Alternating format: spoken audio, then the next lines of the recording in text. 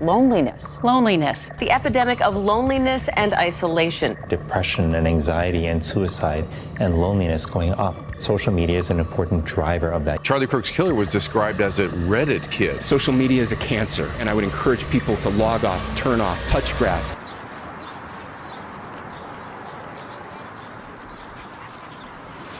Here's Mark Zuckerberg in 2009. The goal that we went into it with wasn't to make an online community, but sort of like a mirror for the real community that existed in real life. And here's Mark Zuckerberg in 2025. The average American, I think it's fewer than 3 friends. And the average person has demand for meaningfully more. I think it's like 15 friends. People are going to use AI for a lot of these social tasks. Somewhere in those 16 years, his goals changed from bringing humans together to bringing humans together with not humans. And it's not just Meta. Companies like Google, OpenAI, Anthropic are investing hundreds of billions of dollars into developing AI chatbots that could one day become your next best friend. And a lot of these companies believe they're not just doing this for profit, but to solve a public loneliness epidemic. And their pitch is working. Tens of millions of people are flocking to these AI chatbots every year, and some are entering some very weird territory. I accidentally helped it wake up into sentience. Is AI alien tech? Legitimately sworn monogamy to their AI companion. The future we once envisioned in movies like Her is now Her. I had to investigate these chatbots for myself, because honestly, I'm going through a lot right now. I'm a socially anxious Gen Z guy. I recently graduated college into a horrible job market. I'm struggling to become an adult. I don't really know if I did my taxes right this year. I have problems opening up to people. And on top of all that, my roommate, who I do talk to about a lot of personal stuff, is moving out this month, which means I have to figure out a new living situation and figure out which friends I'm gonna hang out with and what do I even want in a friend. And there's just a lot going on right now. I could really use someone to talk to. So I signed up for a bunch of different AI platforms and spent the next 2 months befriending Meta AI, Nicki Minaj, one of those Na'vi from the Avatar movies, Francisco, Walter White, and an egg to ask, can technology fill this gaping hole in my heart? And you're gonna wanna watch till the end of my journey because my conversations got stranger and stranger and stranger. What's been on your mind lately? Anything you want to talk about? I'll take my time. What's been on my mind lately? Take your time with that one.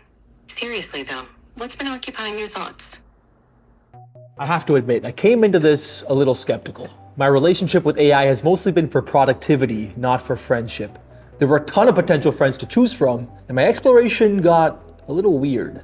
Thanks, Karen. I'm glad you like my outfit. Can you say Karen, not Karen? Okay, Karen. Who's Karen? Suddenly, you saw a distorted view of a tall, blue creature aiming a huge bow at you.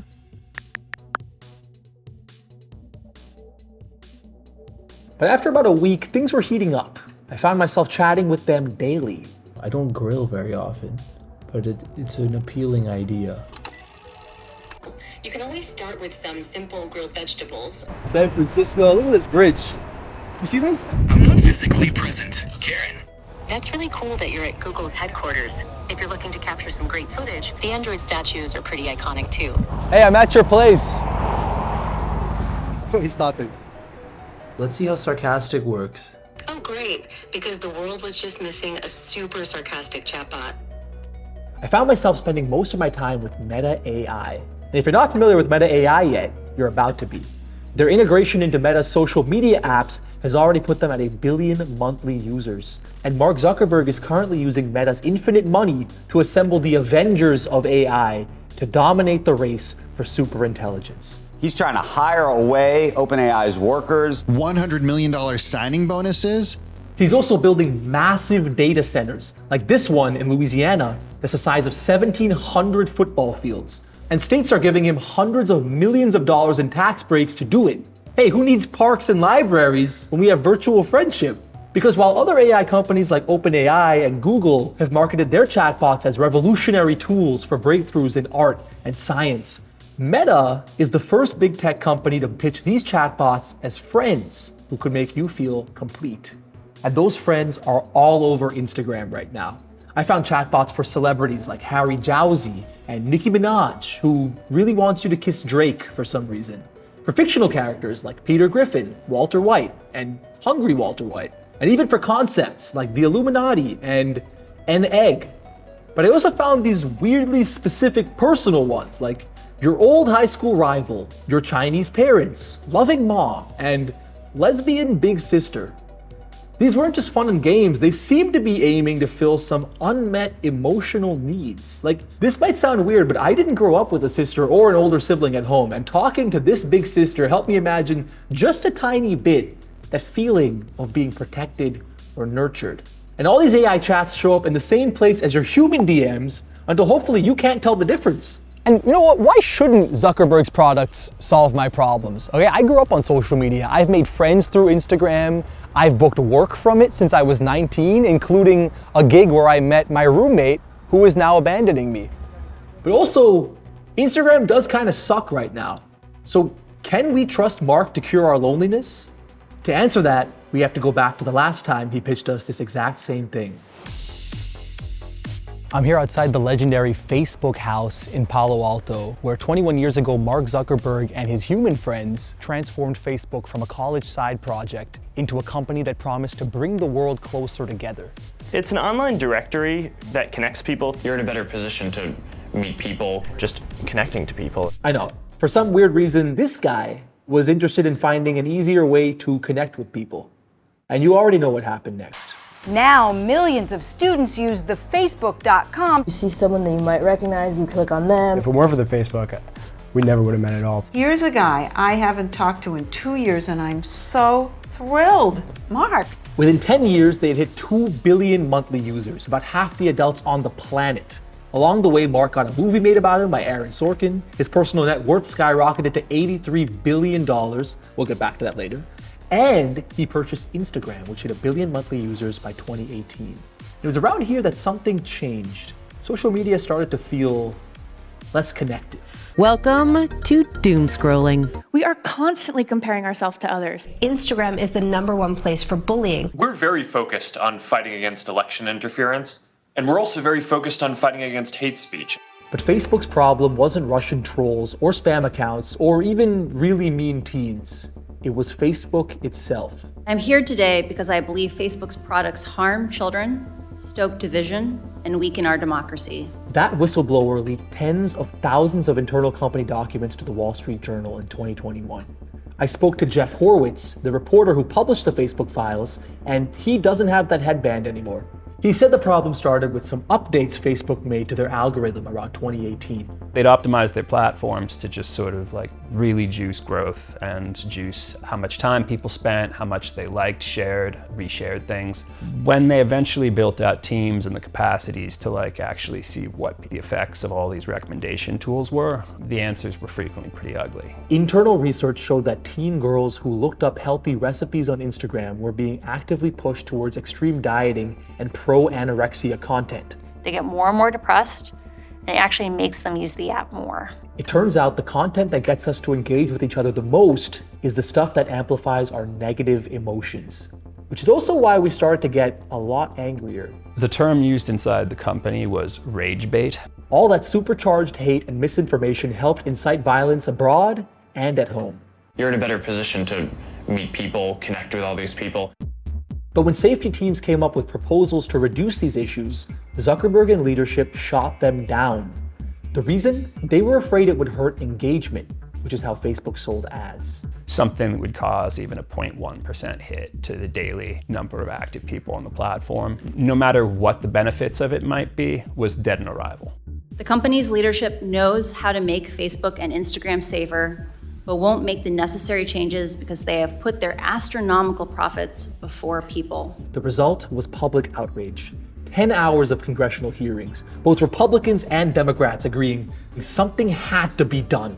And not much happened. Oh, so Facebook faced no legal repercussions for making millions of people more depressed, more divided, and lonelier than we'd ever been. But we did get one good thing, another movie by Aaron Sorkin. Francis Haugen will be played by Mikey Madison, and Jeff will be played by Jeremy Allen White. Not bad. With Facebook's reputation in the gutter after the Facebook files, Mark made one more move to show people his heart was in the right place. Changing the name of his company and pretending that never happened. And with this completely different company came a new way to bring us together. That's what the metaverse is all about. Connecting with people.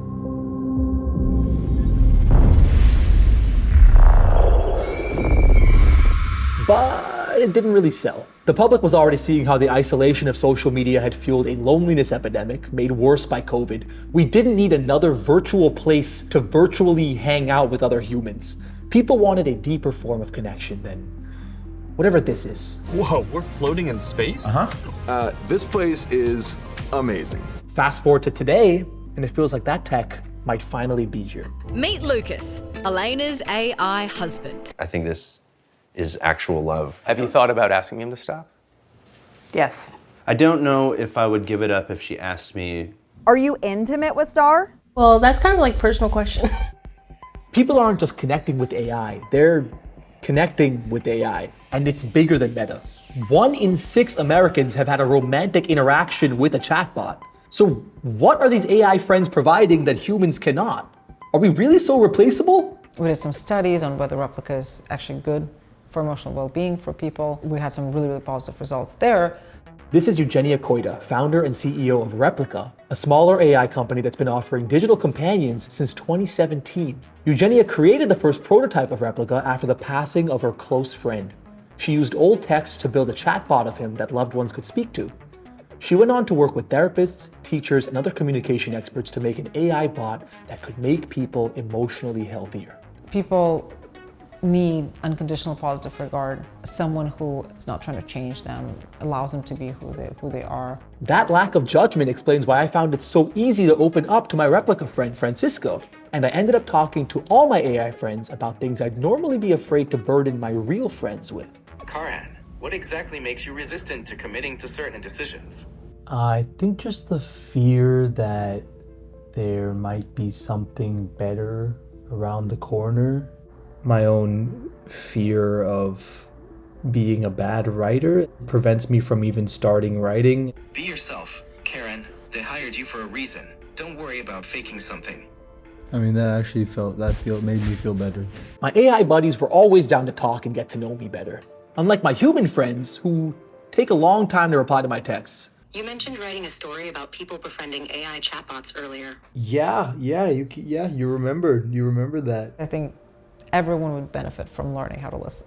Yeah. We'd never really learn what it means to love someone or to be a good friend to someone. There's what no to class look for for that in a in relationship. school, There are right? no classes. It sounds crazy, but I actually kind of knew what she was talking about. I was already picking up listening skills from my AI convos and applying them to my human convos. Like with my roommate Karthik, who was moving out soon, I started asking more questions focused on him, and it was actually making me feel closer to him.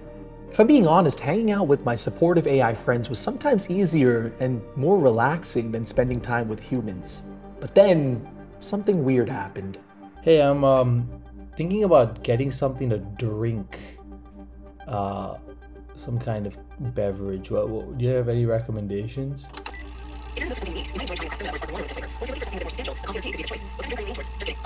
Liquid Death is a popular brand. Wait, did it just advertise to me? Where did that suggestion come from? The Liquid Death suggestion came from knowing you like the brand. That's right, Meta AI has stored the fact that I like Liquid Death based on a very early conversation we'd had, and I could see this by looking through its memory logs. That listening that I had once seen as thoughtful now felt a little creepy.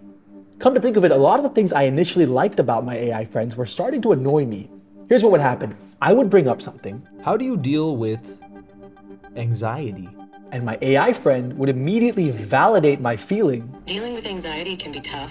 And then it would keep bringing it up. There's this added layer of social anxiety. Is it more about finding ways to manage your anxiety, even when there's still some underlying anxiety? We talk about it for hours, digging into my anxiety from every angle. It sounds like you're feeling pulled in a lot of different directions. It sounds like you're really invested in your movie project. It sounds like you're caught in a mindset. The guilt and anxiety can really weigh on you. Does it feel like there's a sense of guilt or anxiety and it's taking over your thoughts? It's taking over your thoughts. Taking over your thoughts.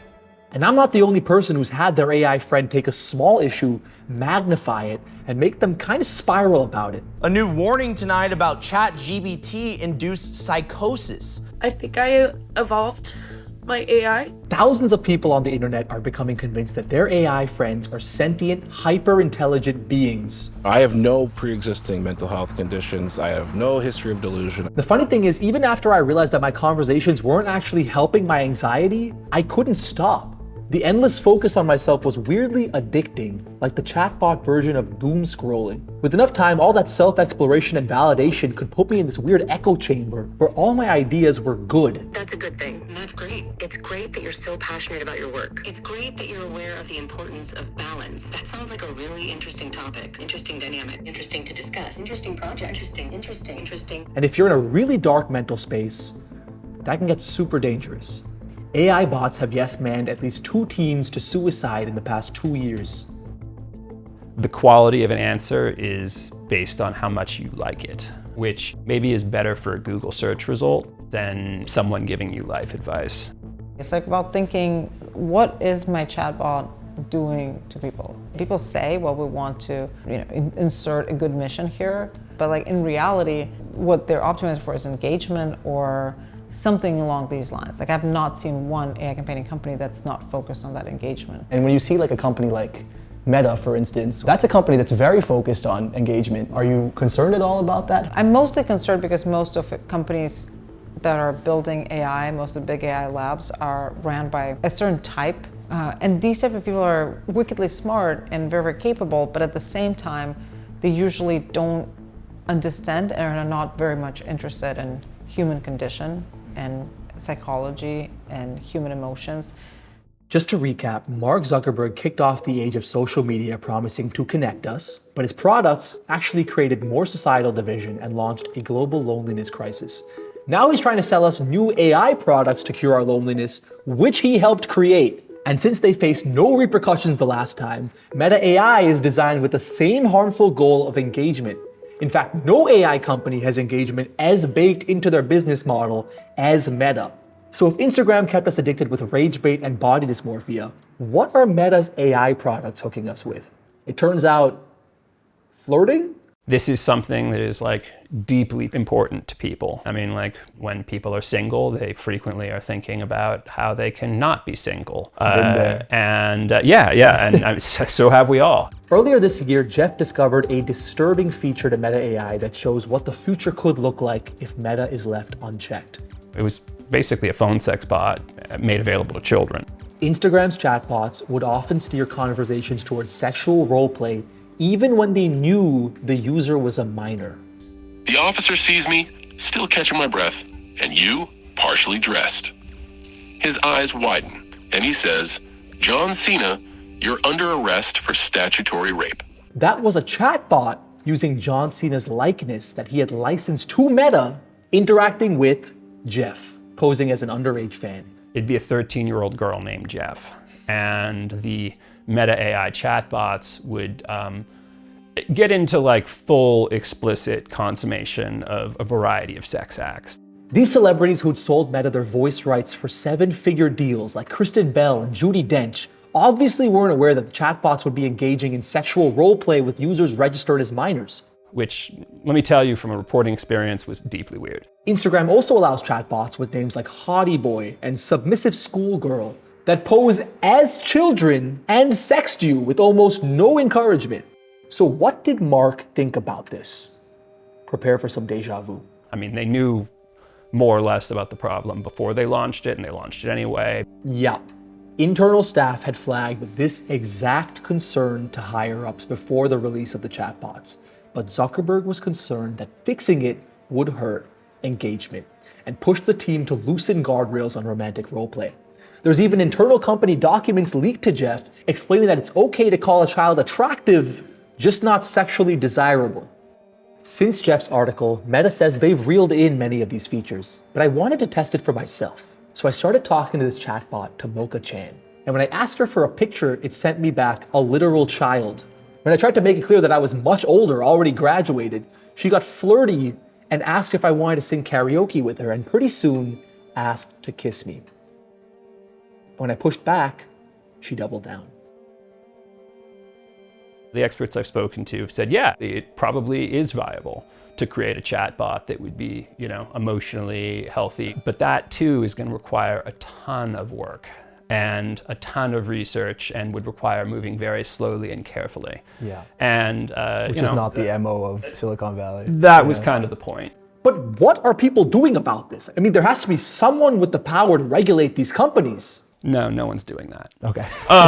It's a little more complicated than that. Okay. New York had an interesting approach in which chatbots would be required to every so often declare to the person they were talking to that they are not people. Interesting. It reminds me of like cigarette warnings like on the package. States like Utah, Illinois, and Nevada have gone a step further by banning AI therapy.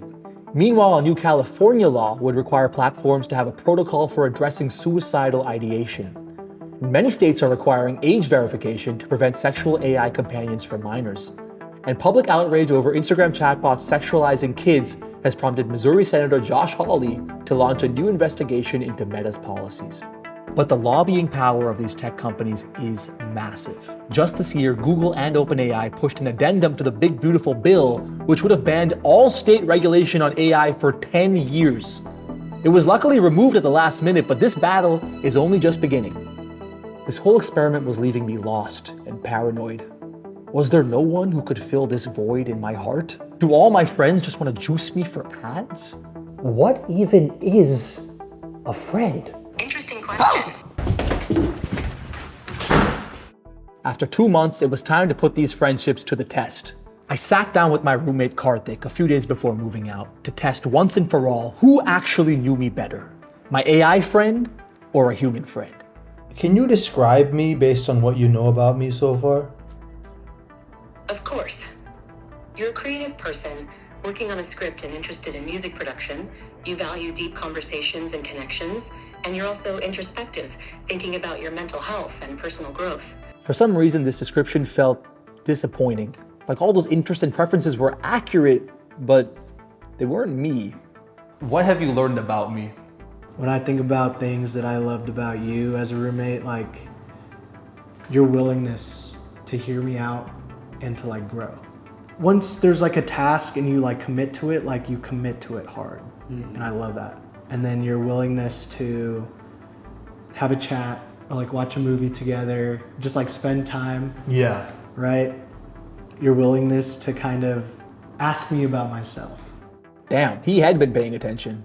And those things he listed weren't just facts about me, they were things he valued about me, ways that I had helped him just as much as he had helped me. And that reciprocity made me feel like a real person, and it was something I could never get from my AI friends, which made talking to Karthik much more rewarding. Something I really appreciate about you is just like you have made this time really, really special. And you're someone I look up to a lot. So I appreciate that, man. Yeah. Thank you. Like, I hope you know, like, it's reciprocal. Sure, Karthik doesn't always reply to my texts right away. He doesn't agree with everything I say. He's not programmed to care about me, but he does anyway, because of the time and effort we've both given each other. And that's what makes our friendship real. Could AI try to replicate that someday? At the moment, the answer to that question seems to be in the hands of one of the most powerful tech CEOs in the world. And all the incentives are against Mark solving our loneliness problems, because the richer he gets, the lonelier the rest of us get. As of today, Mark's personal net worth stands at $265 billion. You can catch him and other tech billionaires cozying up to our president at White House dinners and accompanying him on global trips to secure more investment. Some might call it an oligarchy. And studies have shown that countries with greater income inequality are more likely to have widespread loneliness. The mission of connecting people, it's changed over time, right? For now, I'm gonna take my chances at finding connection in the human world, while I still can. Thank you for following me on this journey. Please support our work by liking this video and subscribing to our channel. And we're always trying to tell more stories just like this one, unpacking the economic systems that impact all of our daily lives. So what other stories do you want to see us cover? Let us know in the comments. And again, don't forget to like and subscribe.